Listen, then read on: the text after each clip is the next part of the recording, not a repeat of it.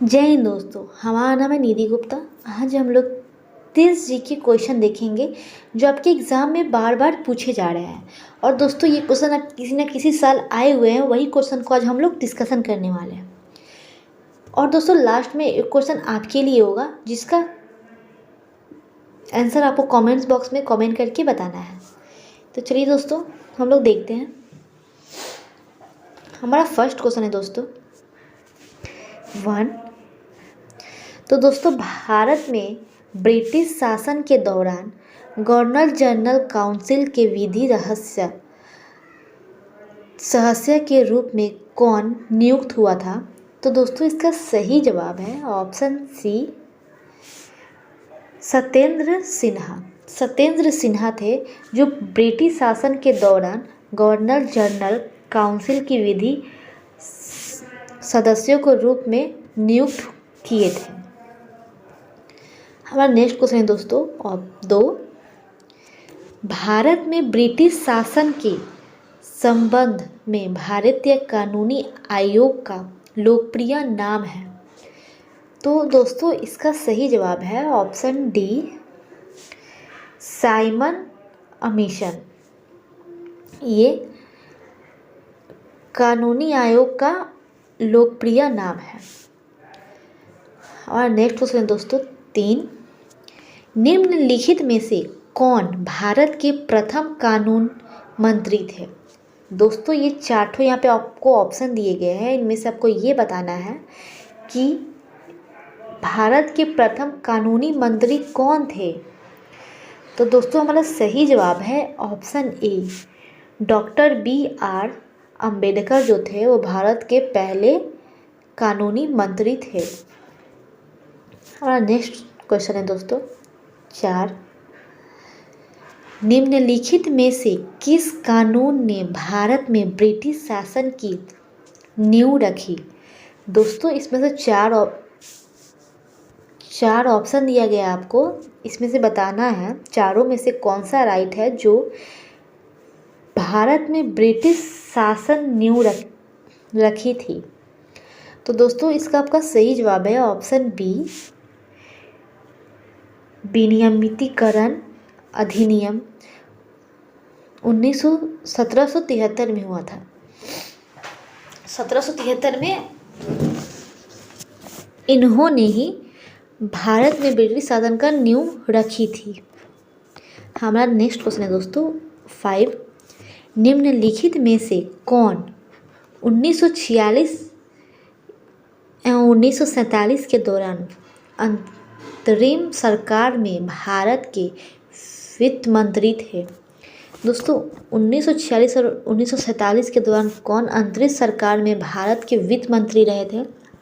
तो यहाँ पे हमारा सही ऑप्शन दोस्तों ऑप्शन बी, लियाकत अली खान जो थे वो भारत के वित्त मंत्री रहे थे। हमारा नेक्स्ट क्वेश्चन है दोस्तों ऑप्शन 6। निम्नलिखित में से किस अधिनियम के द्वारा अंग्रेजों ने भारत में पहली बार सांप्रदायिक निर्वाचन व्यवस्था की शुरुआत की? दोस्तों इन चारों ऑप्शन में से आपको बताना है कौन सा सही है। किस अधिनियम के द्वारा अंग्रेजों ने भारत की पहली सांप्रदायिक निर्वाचन व्यवस्था की शुरुआत की थी? तो दोस्तों ऑप्शन ए हमारा सही है, भारत शासन के अधिनियम 1909 में शुरुआत हुआ था। हमारा नेक्स्ट क्वेश्चन दोस्तों 7।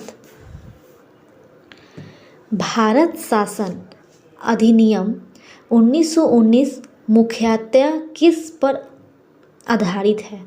दोस्तों भारत शासन का अधिनियम जो है 1919 मुख्यतः किस पर आधारित था? तो दोस्तों ये सही ऑप्शन है ऑप्शन ए। ऑप्शन ए इसका दोस्तों सही ऑप्शन है। हमारा नेक्स्ट क्वेश्चन है दोस्तों 8। भारत शासन अधिनियम 1935 द्वारा स्थापित संघ में अवशिष्ट शक्तियाँ किसमें निहित थी? दोस्तों में बोल रहा है भारत शासन अधिनियम 1935 द्वारा स्थापित संघ में अवशिष्ट शक्तियाँ किसमें निहित थी? तो दोस्तों इसका सही जवाब है ऑप्शन डी, गवर्नर जनरल में निहित थी। हाँ, नेक्स्ट क्वेश्चन है दोस्तों 9। भारत में ब्रिटिश शासनकाल की अवधि में बनाए गए निम्न अधिनियमों में से किसे निक्षेपण अधिनियम के नाम से जाना जाता है? तो दोस्तों में बोल रहा है ब्रिटिश शासन के अवधि में बनाए गए अधिनियम में से किस निक्षेपण अधिनियम के नाम से जाना जाता है? तो इसका सही जवाब है ऑप्शन सी, भारत शासन अधिनियम 1919 को जाना जाता है, 1919 के नाम से जाना जाता है। नेक्स्ट क्वेश्चन देखते दोस्तों 10। योग्यता के आधार पर भर्ती का विचार सर्वप्रथम किसमें व्यक्त किया गया था? दोस्तों योग्यता के आधार पर भर्ती का विचार सर्वप्रथम किसमें व्यक्त किया गया था? इसका सही ऑप्शन है दोस्तों ऑप्शन बी, मौकाले समिति सर्वप्रथम विचार व्यक्त किया गया था, मौकाले समिति का। हाँ, नेक्स्ट क्वेश्चन देखते हैं दोस्तों 11। भारत का पहला राष्ट्रपति, दोस्तों यहाँ पे 4 ऑप्शन दिया गया है हम लोग को, इसमें से भारत का पहला राष्ट्रपति कौन थे? पहला राष्ट्रपति ये आपको चारों में से बताना है कि कौन थे। तो दोस्तों डॉक्टर राजेंद्र प्रसाद जो थे वो भारत के पहले राष्ट्रपति बने थे। हाँ, नेक्स्ट क्वेश्चन देखते हैं दोस्तों 12। भारत का पहला उपराष्ट्रपति कौन था? दोस्तों भारत का पहला उपराष्ट्रपति कौन थे? तो डॉक्टर एस राधाकृष्ण जो थे वो भारत के पहले उपराष्ट्रपति बने थे। तो हमें यहाँ पे अपना ऑप्शन बी सही हो रहा है। नेक्स्ट क्वेश्चन देखते हैं दोस्तों 13। भारत का पहला प्रधानमंत्री कौन था? दोस्तों भारत का जो सबसे पहले प्रधानमंत्री जो बने थे वो कौन थे? तो दोस्तों वो थे पंडित जवाहरलाल नेहरू। यहाँ पे हमारा ऑप्शन ए सही हो रहा है, जो भारत के पहले प्रधानमंत्री बने थे। हम नेक्स्ट क्वेश्चन देखते हैं दोस्तों 14। भारत का पहला गृह मंत्री कौन था? दोस्तों भारत का जो पहले गृह मंत्री बने थे वो कौन थे? तो दोस्तों वो थे वल्लभ भाई पटेल। दोस्तों वल्लभ भाई पटेल भारत के पहले गृह मंत्री बने थे। तो हमारे यहाँ पे ऑप्शन ए राइट हो रहा है। नेक्स्ट क्वेश्चन देखते हैं दोस्तों 15। भारत का पहला रेल मंत्री कौन था? दोस्तों भारत का पहला रेल मंत्री कौन बने थे? तो यहाँ पे हमारा ऑप्शन सही हो रहा है ऑप्शन डी, जैन मथाई जो थे वो भारत के पहले रेल मंत्री बने थे। हम नेक्स्ट क्वेश्चन देखते दोस्तों 16।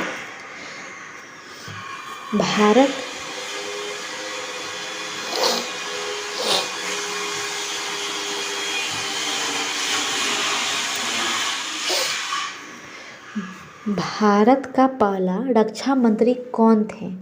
दोस्तों भारत के जो पहले रक्षा मंत्री बने थे, सबसे पहले रक्षा मंत्री वो कौन थे दोस्तों? तो हमारे यहाँ पे सही ऑप्शन है ऑप्शन ए, सरदार बलदेव सिंह। सरदार बलदेव सिंह जो थे वो भारत के पहले रक्षा मंत्री बने थे। नेक्स्ट क्वेश्चन देखिए दोस्तों 17। भारत का पहला वित्त मंत्री कौन थे? दोस्तों भारत का पहला वित्त मंत्री कौन बने थे? तो यहाँ पे हमारा सही जवाब है option C, R Shanmugam Chetty जो थे वो भारत के पहले वित्त मंत्री बने थे। हमारा नेक्स्ट क्वेश्चन दोस्तों 18। भारत का पहला विदेश मंत्री कौन थे? दोस्तों भारत के पहले विदेश मंत्री कौन बने थे? तो यहाँ पे हमारा सही जवाब है ऑप्शन डी, जवाहरलाल नेहरू जो थे वो भारत के पहले विदेश मंत्री बने थे। हमारा नेक्स्ट क्वेश्चन है दोस्तों 19। भारत का पहला शिक्षा मंत्री कौन थे? दोस्तों भारत के जो सबसे पहले शिक्षा मंत्री कौन बने थे? तो इसका सही जवाब है दोस्तों ऑप्शन ए मौलाना अबुल कलाम आज़ाद, ये भारत के पहले शिक्षा मंत्री बने थे। हाँ, नेक्स्ट क्वेश्चन दोस्तों 20, पहला भारतीय गवर्नर जनरल कौन थे? दोस्तों भारतीय पहला गवर्नर जनरल कौन बने थे? तो इसका सही जवाब है ऑप्शन बी सी राजगोपालचारी जो थे, सी राजगोपालचारी, ये भारत के पहले गवर्नर जनरल बने थे। हमारा नेक्स्ट क्वेश्चन है दोस्तों 21, भारत का पहला मुख्य न्यायाधीश कौन थे? दोस्तों भारत के पहले जो मुख्य न्यायाधीश थे वो कौन बने थे? तो इसका सही जवाब है दोस्तों ऑप्शन ए हरिलाल जे कानिया। हरिलाल जे कानिया जो थे वो भारत के पहले मुख्य न्यायाधीश बने थे। हम नेक्स्ट क्वेश्चन देखते हैं दोस्तों 22,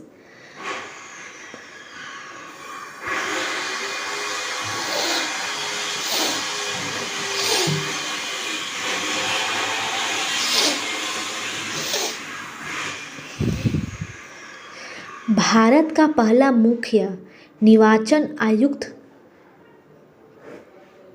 कौन किए थे? तो दोस्तों ये 4 ऑप्शन में से कोई एक ऑप्शन सही, उसका जवाब हमको देना है इस क्वेश्चन का कि भारत का पहला मुख्य निर्वाचन आयुक्त।